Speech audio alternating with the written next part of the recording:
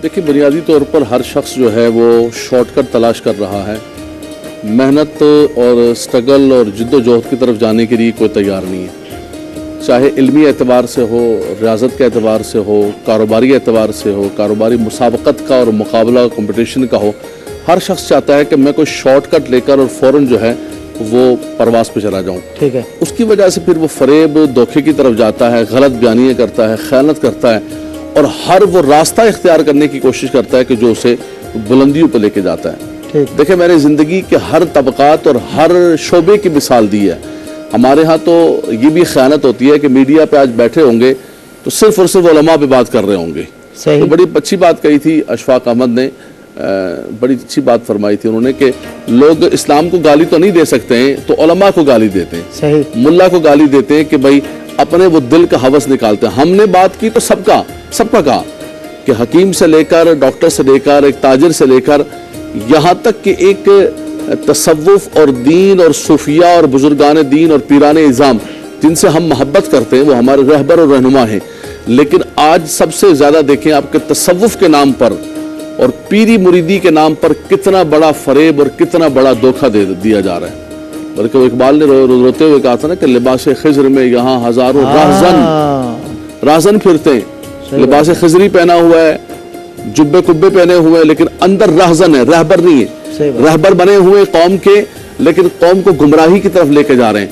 अल्लाह का वली अल्लाह का मुकर्रब बनाता है, ये लोगों को अल्लाह से दूर लेकर जा रहे हैं। तो किसी भी एतबार से देखें तो ये फरेब क्यों किया जाता है? ये अपने मफादात के लिए किया जाता है, अपनी मनफात के लिए किया जाता है और उसके लिए चाहते हैं ये कि शॉर्टकट रास्ता निकाले। हमने सबसे पहले पीर साहब उलमा से शुरू किया है। आपने टीवी अभी ऑन किया है। हाँ, बिल्कुल ऐसे। आपने टीवी अभी ऑन किया है। हमने आगाज उलमा से किया है, डॉक्टर से किया है, हकीम से किया है, ताजिर से किया है। सुने बात आपने टीवी अभी ऑन किया है। अब हमने आखिर के अंदर डिस्कस किया। आप सही फरमा रहे हैं, हम यही मैसेज दे रहे हैं कि हर तबकात के अंदर जहां फरेब होता है, जहां मकर होता है, वो उलमा हो, वो ताजिर हो, वो डॉक्टर हो, वो सूफिया के लिबास के अंदर हो, जिसका मैंने इकबाल का हवाला दिया कि लिबास खिज्र में यहाँ हजारों राज़न फिरते हैं। तो हमने सारे तबकात को डिस्कस किया है, कोई फर्द वाहिद को या किसी एक जमात को नहीं। आपने टीवी असल में अभी जवाब में आप दे दीजिए मुझे कि वो 8 रकात कह रहे हैं कि मैं पढ़ लूँ, कोई जहाँ मस्जिद नहीं है तो मुझे क्या छूट है, क्या फरमाते हैं? उन्होंने फरमाया कि कुरान हमें याद नहीं है, मुझे एक सिपारा ही याद है, तो क्या मैं उसी सिपारे को बार बार रिपीट करता रहूं? ठीक है। तो देखिए, कुरान मजीद ने यही कहा कि होना तो ये चाहिए कि हाफिज कुरान होता और पूरे खत्म कुरान की सादत नसीब होती। ठीक है। नहीं है तो फ़क़राउ मा तयस्सर मिनल कुरान, जितना कुरान मुयस्सर है, जितना याद है उसको आप पढ़ते रहें। ठीक है। और दूसरी बात यह कि तरावी 8 पढ़े, 12 पढ़े या 20 पढ़े, इस पर क़िबला मुफ्ती साहब ने बड़ा मुफस्सल हादीस तैयबा की रोशनी में कि सहाबा किराम से लेकर आज तक 20 तरावी ही का दवाम है। ना तो धोखा देता है और ना धोखा खाता है। ठीक है। तो मुसलमान मोमिनीन की यही शान होनी चाहिए। ख़ास तौर पे मैं कहूँगा कि पूरी दुनिया के अंदर हम इस्लाम के और मुसलमानों की तरफ से एक नुमाइंदगी है।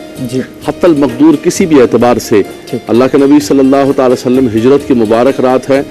आपको फार मक्का जैसे उस ने बयान फरमाया कि आपके शहादत और कत्ल के दरबे हैं, लेकिन नबी करीम सल्लल्लाहु अलैहि वसल्लम ने उनके सारे मामूलात के बावजूद हुजूर ने फरमाया जितनी अमानतें हैं वो अमानतें वापस करके आओ।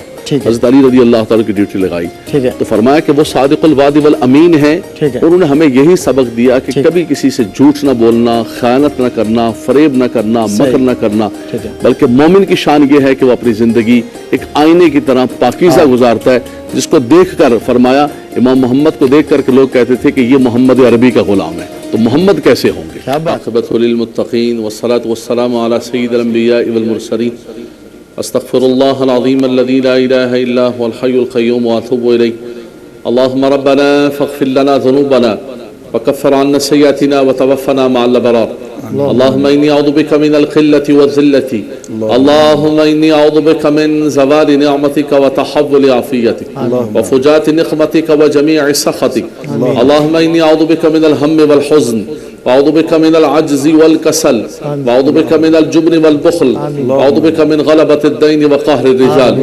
ला इलाहा इल्लल्लाहुल हलीमुल करीम सुब्हानल्लाहि रब्बिल अर्शिल अज़ीम। अल्हम्दुलिल्लाहि रब्बिल आलमीन। नस्अलुका मुजिबात रहमतिक وعزائم مغفرتك والغنيمة من كل بر والسلامة من كل إثم لا تدع لنا ذنبا إلا غفرته ولا هما إلا فرجته ولا مريضا إلا شفيته يا شافي الأمراض يا شافي الأمراض ولا مريضا إلا شفيته ولا دينا إلا أديته ولا حاجة هي لك رضا إلا قضيتها يا أرحم الراحمين يا قاضي الحاجات يا قاضي الحاجات ولا حاجة هي لك رضا إلا قضيتها يا أرحم الراحمين اللهم ربنا آتنا من لدنك رحمة وهيئ لنا من أمرنا رشدا اللهم يسر لنا أمورنا مع الراحة لقلوبنا وأبداننا والسلامة والعافية في ديننا ودنيانا وكن صاحبنا في سفرنا خليفة في أهلنا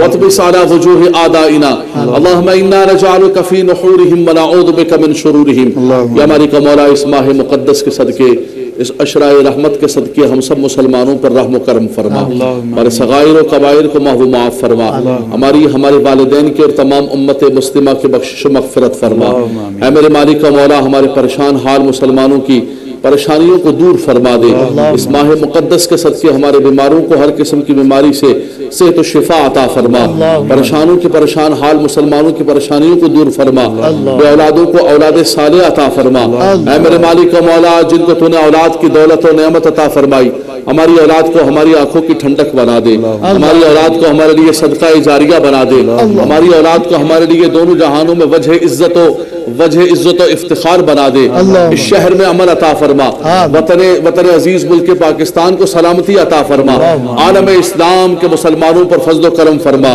کہ گرد من گرد خانائے من گرد زن و فرزندان من گرد مال و دوستان من تو حصار حفاظت بشوی تو نگہدار باشی برحمتی کا یا ارحم